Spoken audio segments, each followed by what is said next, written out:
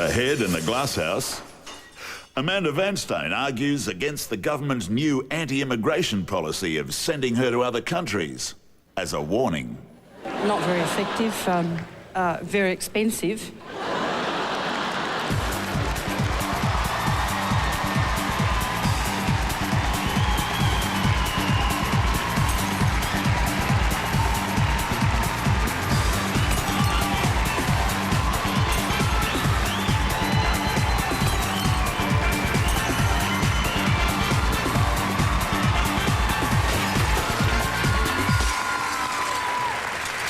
It's the anniversary of Australia's biggest termite mound. Welcome to the Glass House.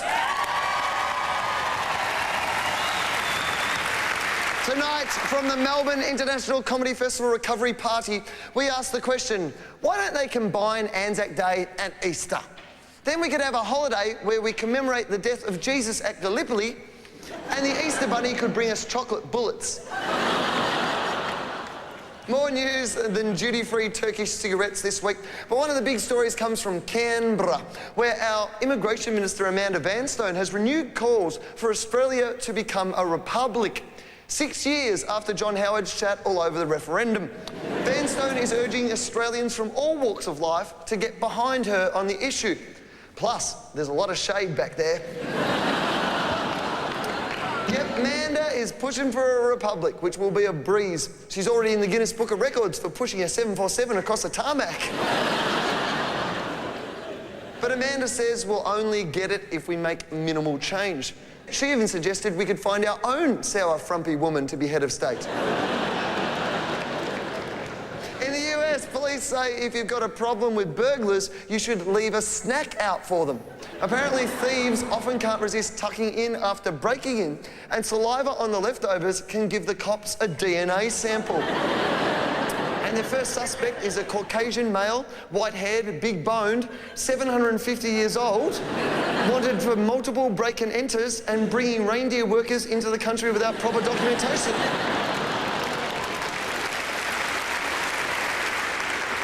The problem with this is you still have to catch the burglars to compare DNA samples. If you're going to feed them anyway, why not leave out pizza-shaped rat sack? Of course, another way to get a housebreaker's DNA is to leave a porn video playing.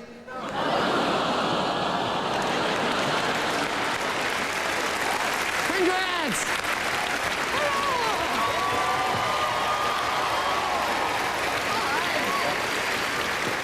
Religious news, Father, Son and Willie Ghost. In London on Sunday, a bunch of Church of England vicars are going to have a spy in their congregation. 100 undercover researchers are taken to the pews to judge the services. Like restaurant reviews, there's a rating system.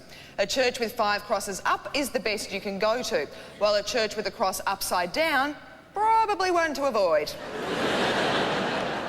Unfortunately, several vicars have already been rated not suitable for children. But they're deadly serious. If a church gets a really bad review, all they can do is turn to Satan and advertise themselves as under new management. The only clue that the church is being reviewed, and this is true, is a card in the collection plate with a picture of a man in a Lone Ranger mask. I reckon some English vicars get those kind of business cards all the time. Dave Hughes!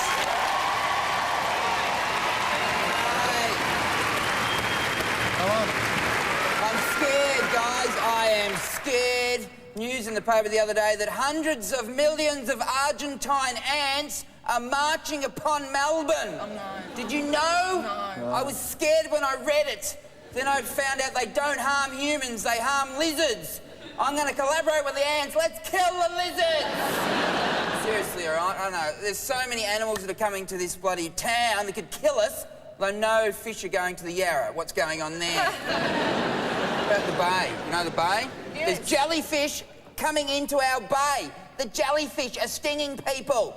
True story, I was in the bay the other day paddling around. English backpacker woman in a bikini came up to me and said, I've been stung by a jellyfish. I said, yeah, and you've met a local celebrity, all right? You lose some, you win some. I may not be the bravest man around, all right? Apparently my girlfriend doesn't think I am. With this true story again, we were in a lawn recently, walking down a bush track. She was in front of me, a black snake slithered out in front of her. I grabbed her. She claims I was using her as a human shield. I claim I was wrapping her around the front of my body to protect her.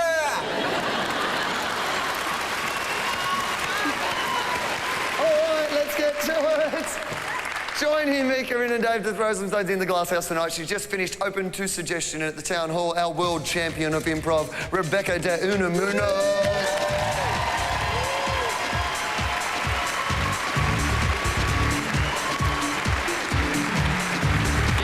He's just finished his season at the Victoria Hotel Island's finest, Jason Byrne.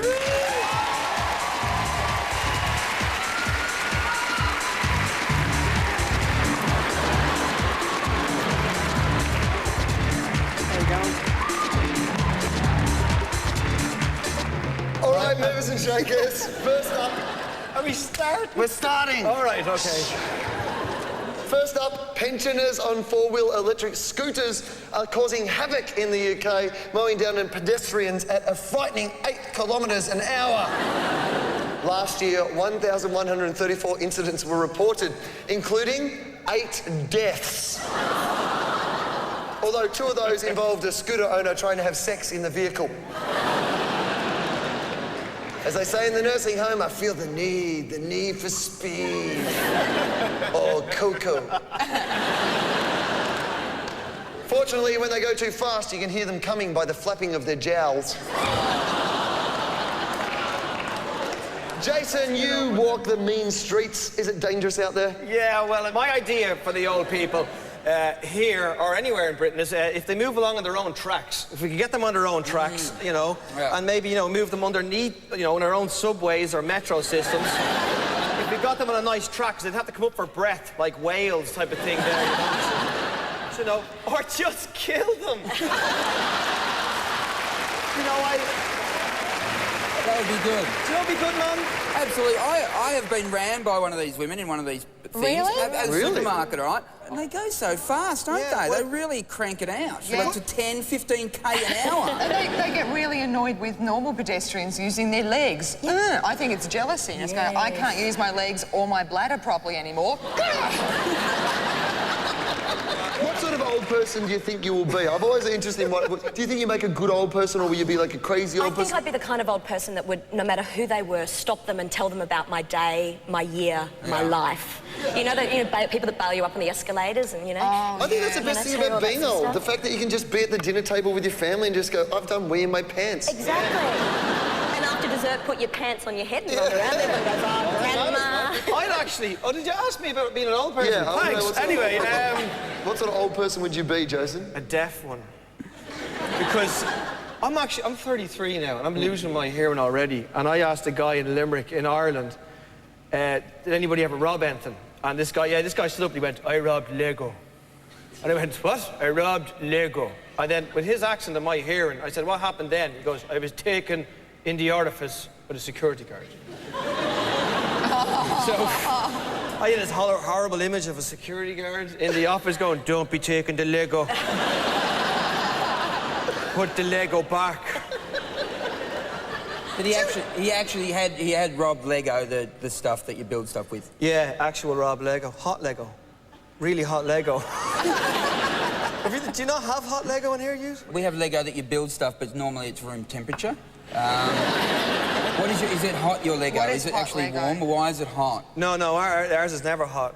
What is Lego? Is it building blocks, or is it some sort of food? Do you not have Lego here? What are you talking about? Lego! Yeah, I know, but why is it hot? My God, it's like Forrest Gump talking to George Bush.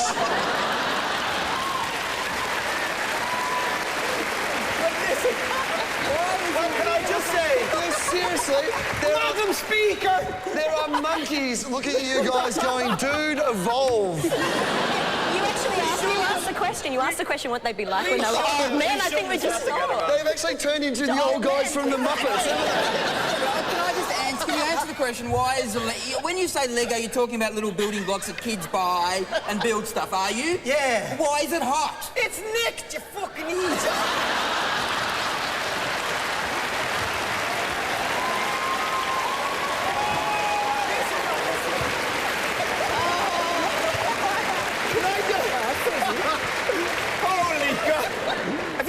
electrics. I once had it. Oh no, how long's this going to go? You've got Sky Yeah, electrics. you're talking about... Lego! No, Sky electrics! The cars where you press the button and they whiz around the track. Yeah! Yeah, we got that. Well, I just wanted to say... I'm talking like you now. I just wanted to say... that I think they should get married. Sorry, Will. Sorry, Will. Tonight on the Glass House, two men, one brain. I've got to get through this trauma, Hughesy.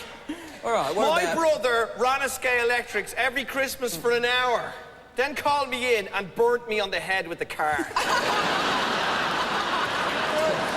And tonight we've seen the results of that. That's hot Sky Electrics, yeah. Yes. Sky Electrics? Yeah. Now we're getting this.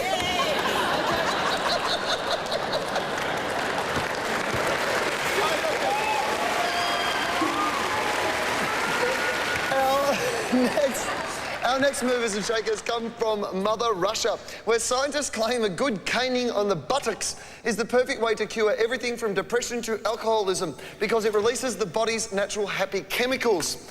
These happy chemicals are endorphins, which are produced in the brain in response to stress and pain, causing feelings of euphoria. Caning is also good for people trying to quit addictions, unless you're a doctor addicted to crack. As well as caning, you can also raise your endorphin levels with chocolate, and best of all is getting flogged with a caramel whip.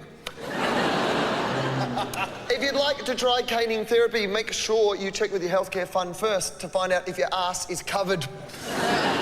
Bet your ass is covered. I like the idea of a good caning. Oh, yes. Actually, it's funny because for years when I was doing live shows, I would stand in the wings and people wouldn't understand what I was doing. And I'd actually whack my bum with my hands. Yeah, and just stand there and do that. And people thought I was weird, but it actually is a really good feeling just before you go on stage. Really? But for years, I didn't realise that there was a scientific explanation for this, and it's actually obviously releasing tension and endorphins. So you love a good slap on the bum? I love a good slap on the bum, because for years I was just like a little kid that, you know, knows it feels good, touches it, and doesn't know why. You know, now I do. And that was the last thing that Michael Jackson heard before the court case.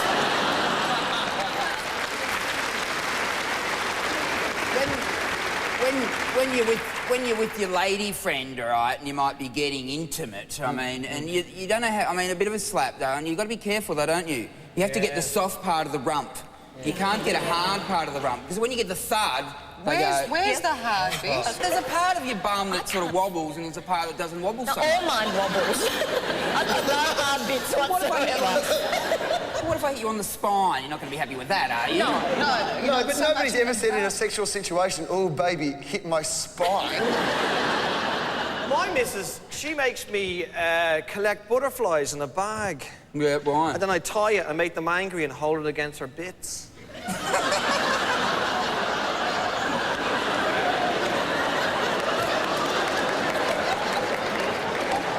And then, I mean, I know it's odd, but it's beautiful. Do you think the butterflies enjoy it as well? I think so, yeah. They like banging off the bits. Do you know what my dad used to do? Sorry, Will. But anyway.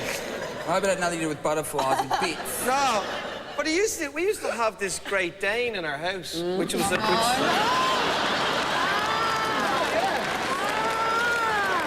This hasn't got anything to do with butterflies. No. But this is totally true. It was a Great Dane called Susie, which was a male, which was just odd. Susie. Yeah. But he used to watch the telly and he used to play with his balls while watching the telly. Like one of those stress balls. Yeah, like stress balls. Yeah. You know, Did he? he did. What would he do? Well, it's going to relieve someone's stress, but... He wouldn't touch his willy. He'd just play with his balls. Oh, no, that would be weird.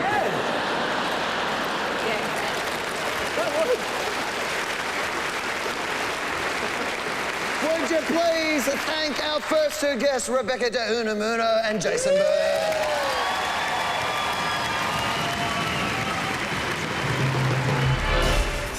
Later in the Glass House, Darwin locals try the new Lazy Man's Breakfast, a combination shower porridge dispenser. Kim Beasley describes his special Aussie Speedos. They're twice that of the Americans. They're nearly 3 times that of the Japanese. And the Prime Minister reveals that he's hired a tiny dwarf to sit on his shoulder and urge him to help people.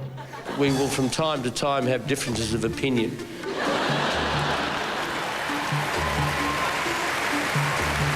Ladies and gentlemen, our extra special guest this week, he's just finished Ego No Amigo at the Capitol Theatre, San Francisco's favourite straight boy, Arj Barker.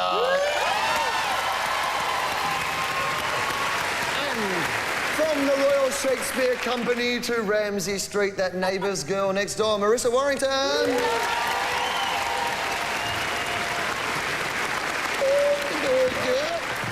In the US, the Journal of Adolescent Health has published a new study that found teenagers with televisions in their bedrooms are more likely to use marijuana, smoke, and have sex. And having a telly isn't even the worst case scenario. Even more likely to smoke marijuana and have sex are kids with dope and hookers in their bedroom. The inference is excessive exposure to TV leads to drugs and promiscuity. But if that were really true, Maya's electrical department would be one big stoner root fest. Marissa, you're our proper television star tonight. Is it driving you to sex and drugs? Oh, I'm just very jealous. There's a whole lot of 12-year-olds that are like packing bongs and having sex. I mean, I was... While they're watching you. While they're watching me! That's so wrong, and yet it brings a smile to my face. I'm filming tomorrow! No, you couldn't have sex watching Neighbours, though, because it'd be nice if you're having sex while watching you, and then, like, Harold would come on you, like... What I find amusing about this whole statement about how they say you got a TV in your room that leads to drugs, sex and alcohol, and they call that anti-social behaviour. Yeah. Sounds pretty bloody social to me. What are they watching? Is it like Play School or something? I remember when we saw watching Darren Hinch with the fluffy shirt. School? Dude, what's behind the, you know, the round window? It gives a whole new meaning to open wide, come inside.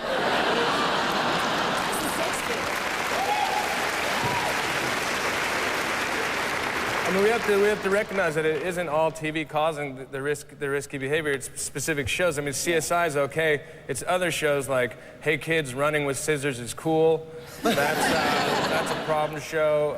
Condom Schmondom, who uses those things anyway? And of course, That's a Catholic show. And one of the biggest trollmakers, Let's Eat and Swim. I mean, it's particular shows, is what I'm saying. Reality show. That could be a new reality show. Having a TV, I would have loved to have had a TV in my room because I didn't have one. Yeah. No. And like when you're getting to 13 or 14, you got your TV in the lounge room on SBS. You know, there's a rude show on, and you know you're having a good time. And your parents are in the kitchen, and you've got, you know, one hand on the remote, thinking, "Oh, they coming in." That's why they have blankets. Why they had blankets? That's why they get the blanket over there. Yeah, you should have been sitting with a little ruggie on your neck. There is that why Nana had the blanket over there?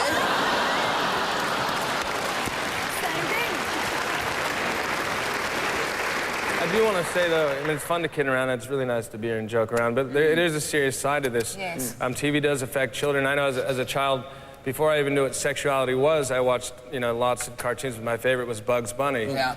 And subsequently now, I can't get aroused unless my partner is dressed up like a rabbit. And that's awkward. Yeah. Is there carrots involved or not? Yes. What's up, Doc? I'd rather not talk about it. If the adolescent study is true, at this very moment there could be a couple of teenagers in their room watching The Glass House, smoking a reefer and getting it on. We can see you.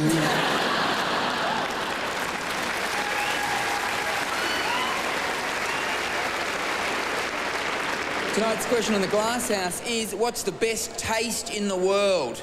Let's find some answers.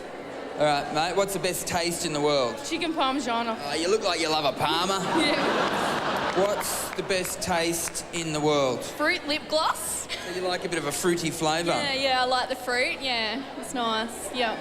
Lemon. You love lemon? Yes, because it makes you go... What's the best taste in the world? I think my little chick here. Oh, your little chick, she tastes good. Absolutely. How do you feel about that? Apparently you taste great. Oh, what What a thing to say.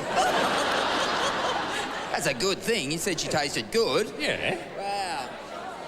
We'll leave it at that, I think. I'd have to say her cooking, except she's camera shy. This woman, apparently, you are a great cook. Oh my gosh, yeah. You're hot and you're a great cook. You're like the complete package, aren't you? Thank you. How old are you? 19. 19? You're still a teenager. You've nailed cooking. I'm legal though. I know you're legal. What's the best taste in the world? Garlic. You like garlic?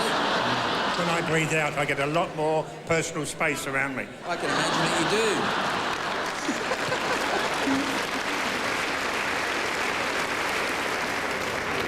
In horrible news for herbivores, animal lovers around the world are outraged at a website called SaveToby.com, where a guy has threatened to cook and eat a pet rabbit called Toby unless he gets $65,000 in donations. A bunny hasn't been in so much peril since Hugh Hefner discovered Viagra. You can also help by buying merchandise. There are Save Toby t-shirts, mugs and G-strings, as well as a lucky rabbit's foot in a limited edition of 4. Yuzi, I'd like your help. Sure, why not?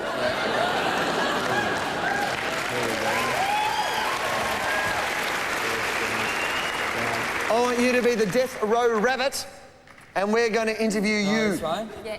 Is it? Yes. Yes, the pink bit goes to the front. Does the pink bit go? As in all things in life, the pink bits go to the front.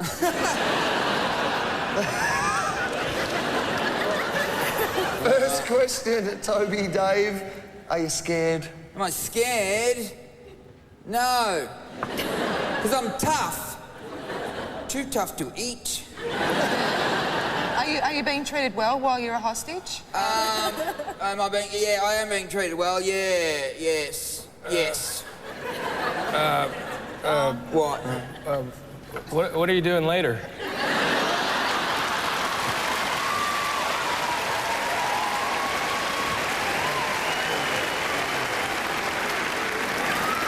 Are you like going out for a drink after or anything? Sorry, Arj, but I'm a rabbit. That's cool. Can I It might ask be what... cool for you, but it may not be cool for me. We always hear about the rabbit thing about sex and that they can have sex like hundreds of times in a day. Yeah. Do you have sex hundreds of times in a day? I could if anyone would give me a crack. He's right here. Yeah, he is, but I'm not a gay.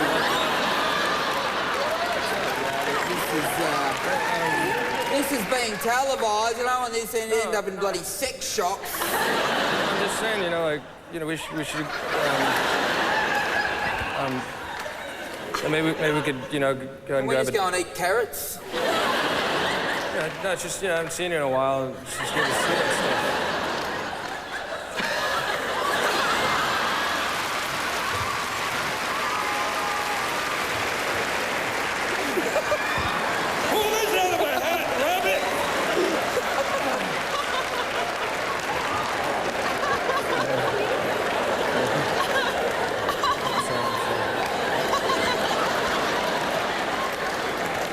He looks a bit stunned. Like a rabbit in headlights. Well, if you told me 20 minutes ago that Lego thing wouldn't be the weirdest thing on the show...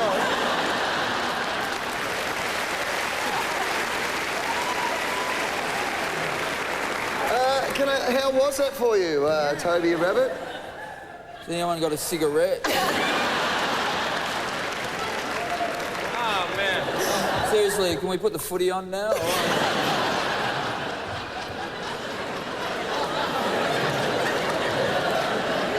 Is that, obviously as a rabbit you would have had a lot of sexual experience. How did that rate? That's my first back sex, but, you know what? A bit of a thump in the spine can do wonders for you.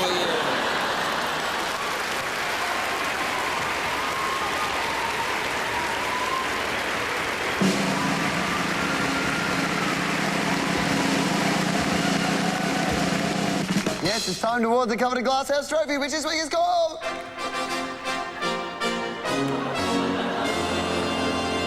And the winners of the Sunburnt Country Love Truncheon are the organisers of this weekend's Raw Kombucha Festival, one of the biggest events on Australia's nudist calendar, featuring about 3,000 naked people under the watchful eye of a bunch of naked security guards. A nudist festival in Queensland, that's an awful lot of slip, slop, slap. They even have activities like nude skydiving. That's not a ripcord you're pulling, Chief. Nude security guards, you think twice about moving if one called stop or I'll shoot. So the trophy goes to the Queensland nature lovers and their brave, nutty protectors. They originally used sniffer dogs, but it just felt weird. Well, that's the way it is for Wednesday, April the 20th. Thank you, Marissa. Thank you, Arj. Thank you, Rebecca and Jason. And thanks for having us, Melbourne. And let's take a look at tomorrow's headlines. The Express Advocate says, big arrest on Bali Beach. 9 Australians accused of budgie smuggling. The Age reports Melbourne, Sydney, Brisbane rail link unfeasible. Queenslanders afraid of big iron horse. In the Canberra Times, Education Minister Brendan Nelson talks tax cuts and nuclear power, but only for private schools. According to the Wall Street Journal, Paris Hilton releases perfume, if you're rubber hard enough. And from the West Australian, white smoke pours from Vatican. Cardinals pick new pope over a few cones.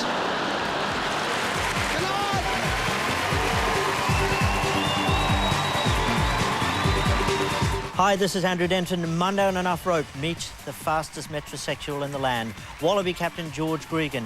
And on Anzac Day, a Turkish man who's made an extraordinary documentary about Gallipoli. You will be moved. His name is Tolga Ornik. Meet him Monday night, Enough Rope, 9:30. See you then.